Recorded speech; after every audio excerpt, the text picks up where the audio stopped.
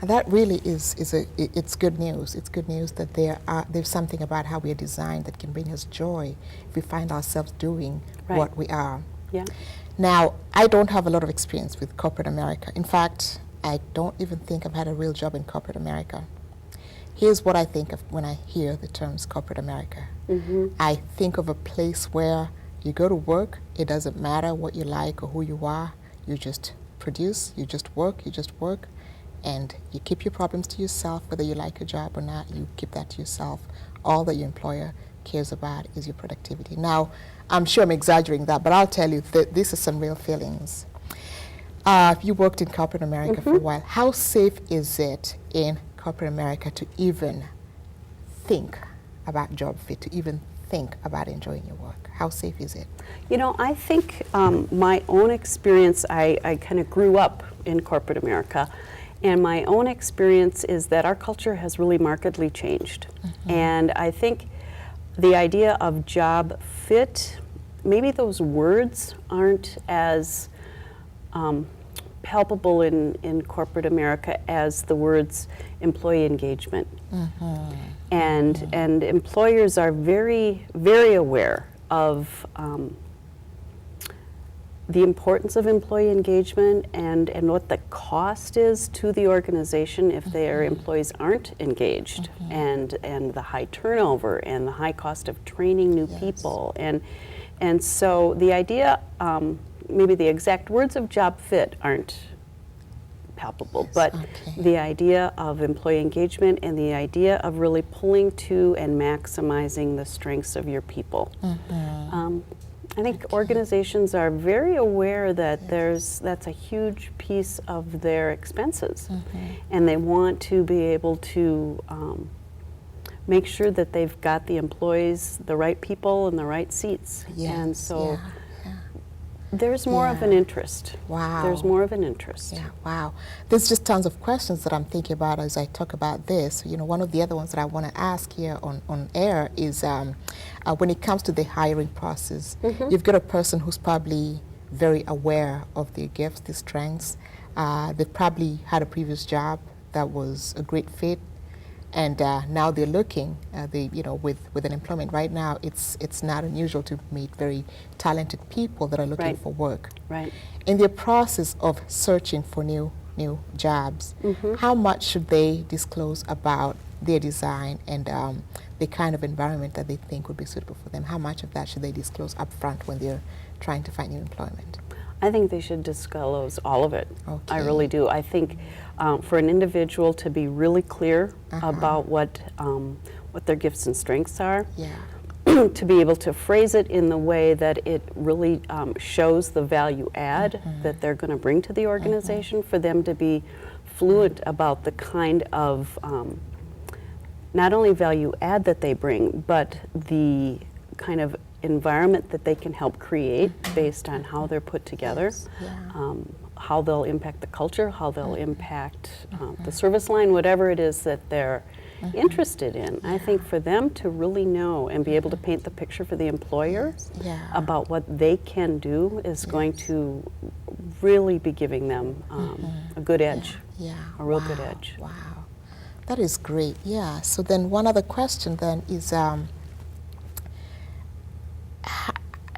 it common for employers to work with people like you to help in reorganizing of their own organizations? And before they come to that, what are some of the symptoms that employers should probably look for that will alert them to the fact that maybe they need to work with people to figure out what their strengths are, what their motivated abilities is, so that they can ensure they're putting them in the right places? Yeah, that's a great question.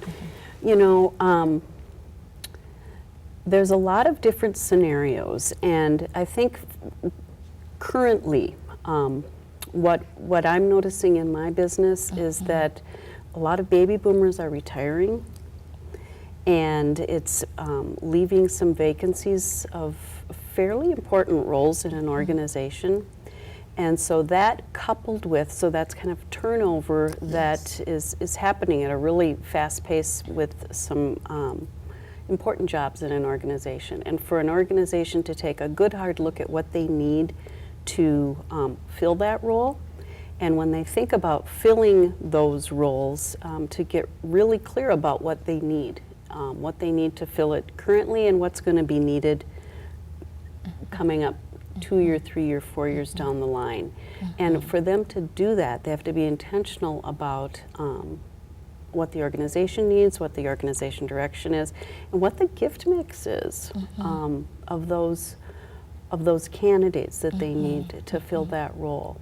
Yeah. So there's a need for organizations to bring in people to help them understand talent in that way, and also just with the economy being as hard as it is, and many organizations being as slim as they are, to be really intentional with any vacancy. An organization will come to an organization such as mine to help get real clarity on what is needed for that role to be filled with excellence, because we really don't have a lot of extra funds often. Yes, that's and true. so we need that role, and that we need that role to be filled with someone who's going to really be able to hit the ground running, and who's going to be able to need really minimal onboarding and be able to have a gift mix that's going to bring the organization the value it needs in that role. Yeah, wow.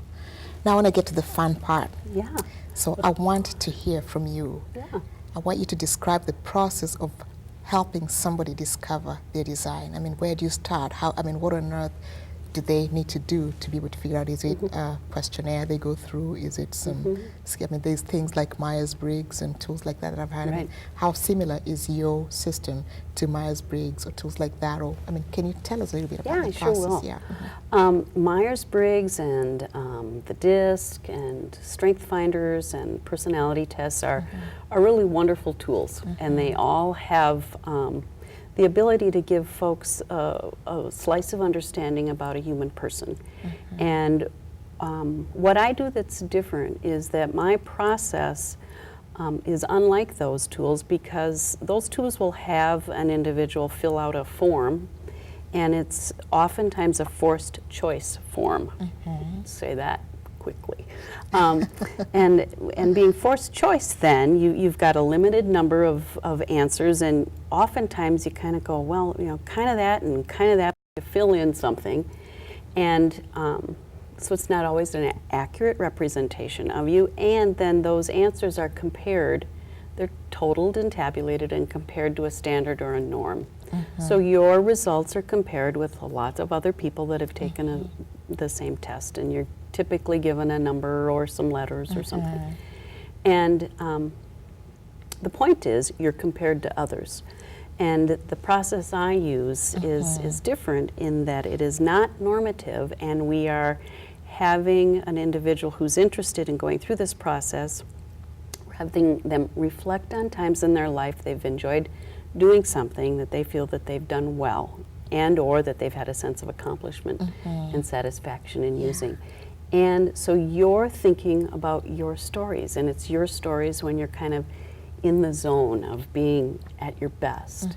And then what I do is I have you write about those stories. I would interview someone on those stories, and then we have a process, and we have people and technology that helps us look for an individual's recurring themes in their stories of joy. And what many, many people don't know is that you do have a recurring, very predictable theme in the activities that you love. And so our process is not normative. We're not comparing you to anybody else.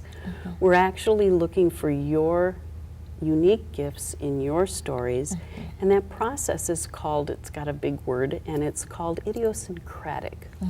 So it's I can't repeat that. No, so. you don't need to. You don't need to. But the point is that it's very different. The methodology is very different, and the results are very different, because then what I can tell about a person is how that person is uniquely wired, what their passion is, and in this very distinct pattern that all of us have. It's been wired into us. There's a very distinct pattern of the kinds of abilities you have that you constantly turn to without even thinking about it.